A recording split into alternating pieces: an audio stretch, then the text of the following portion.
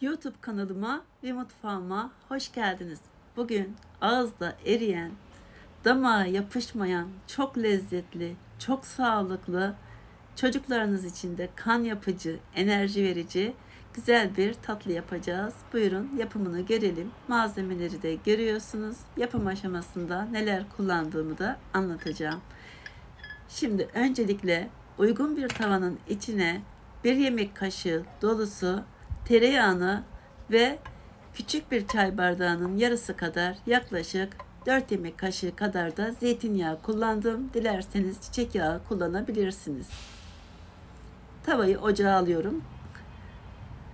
Şimdi burada 1 su bardağı üzüm pekmezi kullanıyorum. Kullanmış olduğum bardak ölçüsü 200 milimlik. Aynı bardağın ölçüsüyle de 1 su bardağı su kullanacağım.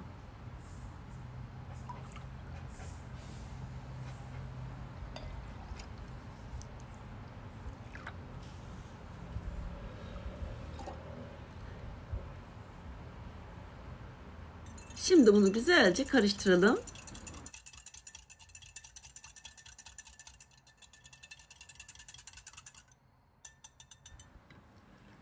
Şerbetimiz hazır. Şimdi yağımızın erimesini bekliyoruz. Yağ çok iyi ısınmalı. Ocağın orta gözünde, orta ateşte yağı güzelce eritiyoruz. Daha sonra yine aynı bardağın ölçüsüyle 200 milimlik kullanmış olduğum bardak ölçüsüyle buğday unu ekledim. Şimdi artık ocağı kısık ateşe aldım. Kısık ateşte un çektiği yağı bırakana kadar, rengi dönene kadar güzelce kavurmaya başlıyorum.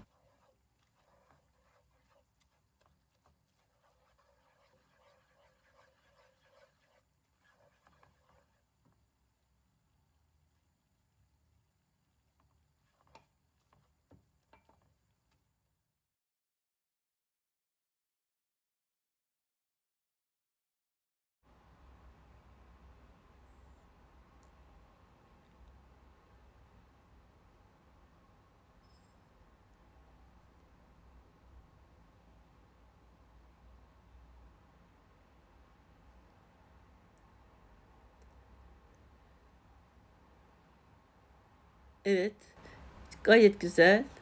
Rengi döndü. Görüyorsunuz. Bu kadarı yeterli. Çok fazla kavurursanız un yanar. Helvanın tadı acı olur. Burası isteğe bağlı. Ben 2 yemek kaşığı kadar kavrulmuş susam ekledim. Beraber şöyle biraz daha karıştırıyorum. Un da çektiği yağı bıraktı görüyorsunuz.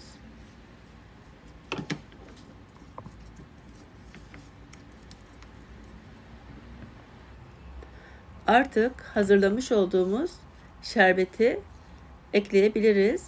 Ama şerbeti eklemeden önce ocağın altını çok kısık ayara getirelim ki üzerimize sıçramasın. Yavaş yavaş dökelim. Karıştıralım. Hemen toparlanacaktır zaten.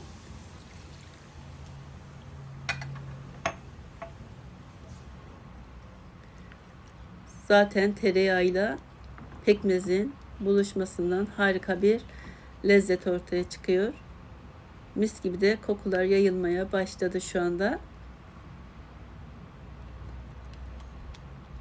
Bu tarifi özellikle de çocuklarınız için yapmanızı öneririm. Gerçekten çok sağlıklı ve çok lezzetli bir tarif. Şimdi güzelce un toparlanana kadar kısık ateşte devamlı karıştırıyoruz.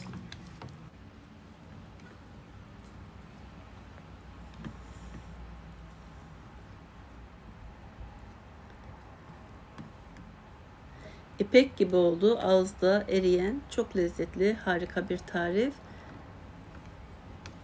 İsterseniz içine ceviz de ekleyebilirsiniz. Dilediğiniz miktarda.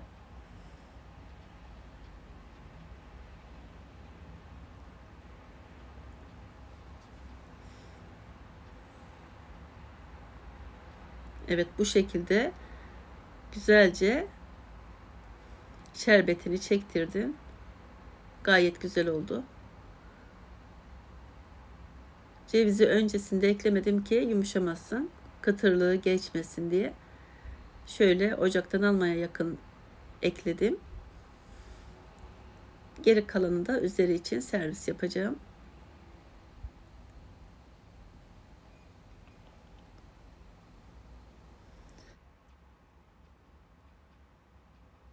Helvamız hazır. Artık dilediğiniz şekilde sunumunuzu yapabilirsiniz.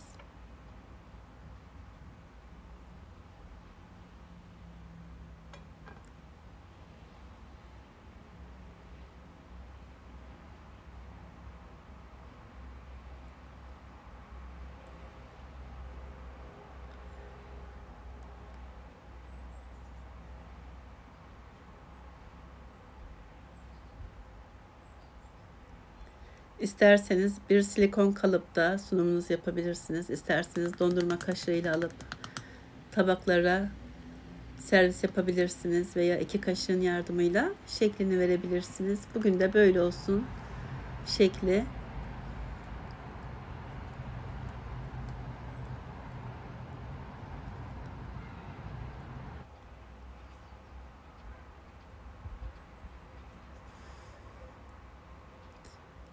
Evet, gayet güzel oldu. Üzerine ceviz veya fındık, ne varsa evinizde, fıstık veya hiçbir şey yoksa sade olarak da tüketebilirsiniz.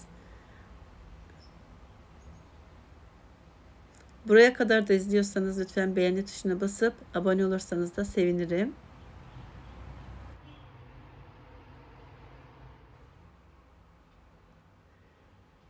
Üzerine evde varsa yenilebilen böyle tomurcuk gül yaprakları dökerseniz gerçekten hem kokusu daha da güzel oluyor hem de tadı çok şahane oluyor. Varsa kullanmanızı öneririm. İzlediğiniz için de çok teşekkür ediyorum. Başka tariflerde, başka videolarda görüşmek üzere. Hoşça kalın. Afiyet olsun.